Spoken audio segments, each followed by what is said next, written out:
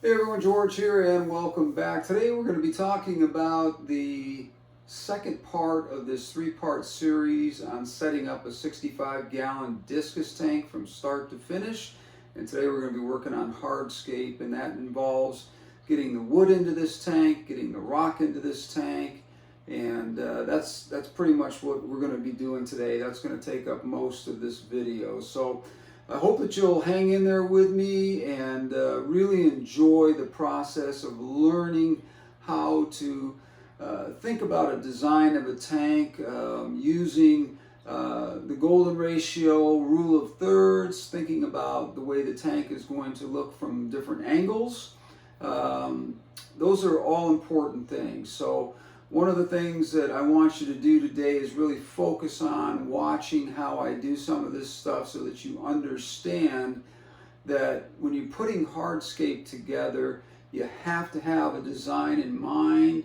You can wing some things here and there along the way, but you really have to have a design in mind that is sort of in your head, and then you've got to transfer that to your tank to make it look right. So I hope you'll stay with me today and really enjoy this. Hang in there with me and we'll be right back.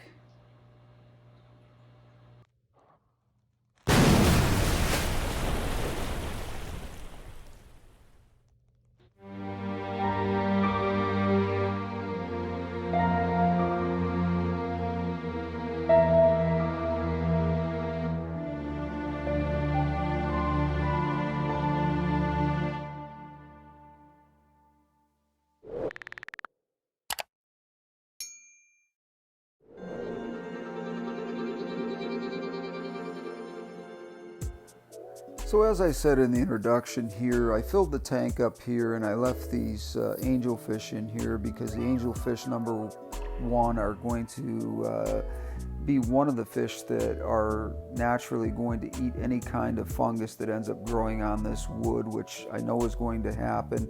But I also filled it up because I know that it's going to give me an idea as to the placement of this wood, number one, and how it's going to react in a full tank of water. If it's going to float, how much is it going to float, and how much am I going to have to weigh it down? And that's basically what I'm doing here, is I'm sort of putting this wood in here and kind of seeing how it's going to react in a full tank of water.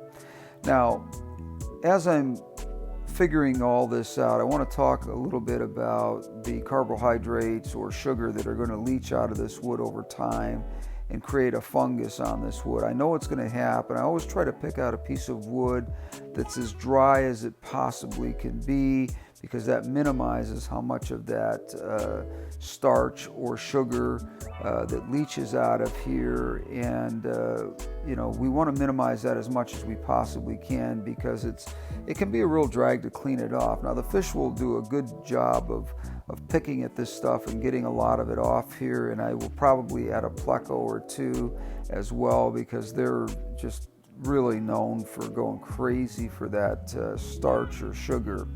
Now I've got a rock here that I think is going to work, but we want to be extremely careful placing this rock in here, because if you don't hold it over the top of the wood and this thing were to fall, you're going to end up with a cracked piece of glass, and then we got a mess on our hands. So as you can see, it just tumbled over there, and it didn't do any harm because I had that well to the bottom of the tank where when it fell, it just wasn't going to have any impact on cracking the glass.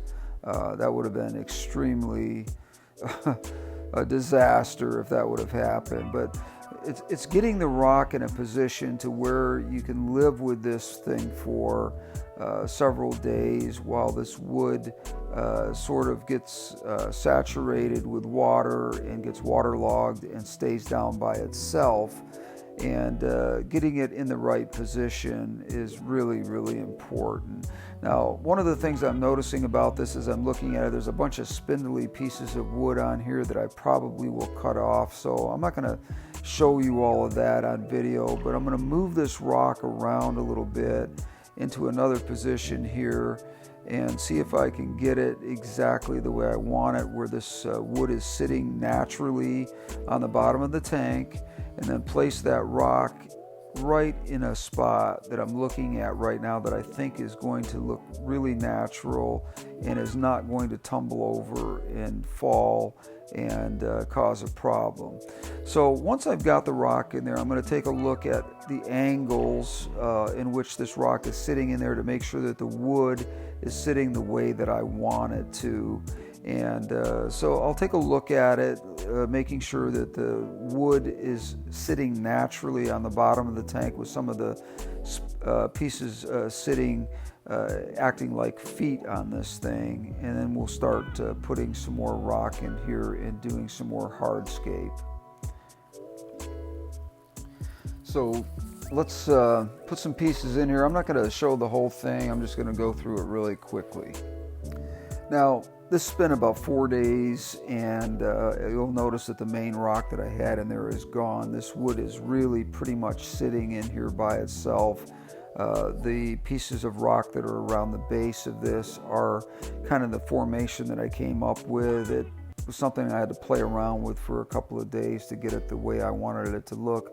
But for the most part, I could take those rocks out of there and it would not affect that wood. That wood is sitting exactly the way I thought it would and is doing it pretty much by itself here. Like I said, if I were to take all the rocks out, it would stay in position here.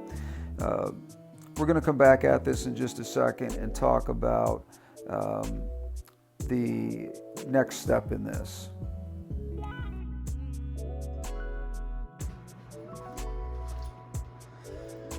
So after that marathon workout with getting this hardscape in here, I'm only going to take a few minutes because this is a very long video. I'm going to speed through that other nonsense of putting all this in, but I just want to let you know this is what I came up with the final scape. There are 2 more rocks that are going to fit in here like puzzle pieces.